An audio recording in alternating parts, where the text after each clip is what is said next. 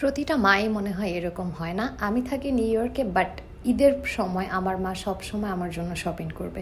এখন কারো কাছে পাঠাইতে পারুক আর না পারুক, তার মানে মন শান্তির জন্য যে বাসার সবার জন্য শপিং করতেছে, মানে আমার জন্য শপিং করতেছে। তা এখন আমি স্টোরে আসছি, বাট আমার মা হচ্ছে বাংলাদেশে এখন, আর সে শপিং করতে গেছে। এখন আমারে কইতাছে যে কী কী লাগবো আমার। তো আমি বলতেছি যে তাহলে তুমি আমার জন্য নর্মাল একেবারে কাজ ছাড়া, এত বেশি কাজ টাজ না, জাস্ট আমার জন্য 2-1টা 3 পিস পাঠায় দাও।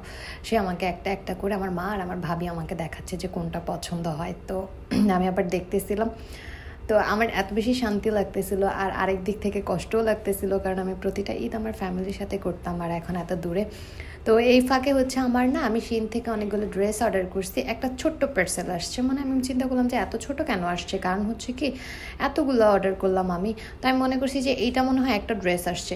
এখন আমি জাকির সাথে দুষ্টামি করতেছিলাম যে এটা কোনটা আসছে কোনটা আসছে। আর আম সো সরি আমার ভয়েসের জন্য, কারণ আমি একটুখানি সিক, আমার জ্বর ঠান্ডা, দ্যাটস ওয়াই হয়তো আমার ভয়েস এমন শোনা যাচ্ছে। একজন তো কমেন্টও করে বসছে যে আমি নাক দিয়ে কথা বলতেছি, হোয়াটএভার। তো এখন আমি জাকির সাথে দুষ্টামি করতেছি, আমি জাকিরে বলতেছি জাকি আমি এই কালারের কোনো কিছু অর্ডার করি না, এটা কী আসছে। তো আমার সাথে একদম প্র্যাঙ্ক হয়ে গেছে। আমি এটা খুইলা দেখি, এটা যা আমার না, জাকির ফ্রেন্ড একটা প্যান্ট অর্ডার করছিল, ওইটা আসছে। আর আমি সকাল থেকে এত বেশি এক্সাইটেড হয়ে গেছি, জাকি যখন আমাকে ফোন করে বলছে যে শিন থেকে পার্সেল আসছে, আমি অনেক বেশি খুশি হয়ে গেছি যে আমার ঈদের আগে আগে সব পার্সেল চলে আসছে। আর আমি অনেক বেশি সিক ছিলাম, আজকে কাজে আসার একদমই ইন্টারেস্ট ছিল না আমার।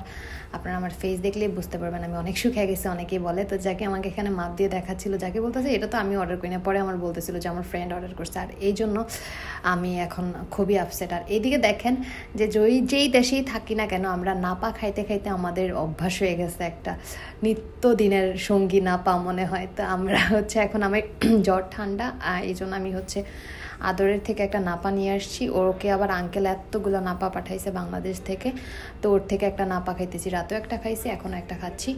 আর রাতে খাওয়ার পরে একটু জ্বরটা ছেড়া দিচ্ছিল, শরীর ব্যথাটাও কমছে। এখন একটা খায় আমি একটু খাওয়া দাওয়া করে নিলাম, কারণ আমি আজকে রোজা রাখতে পারি না অসুস্থতার কারণে।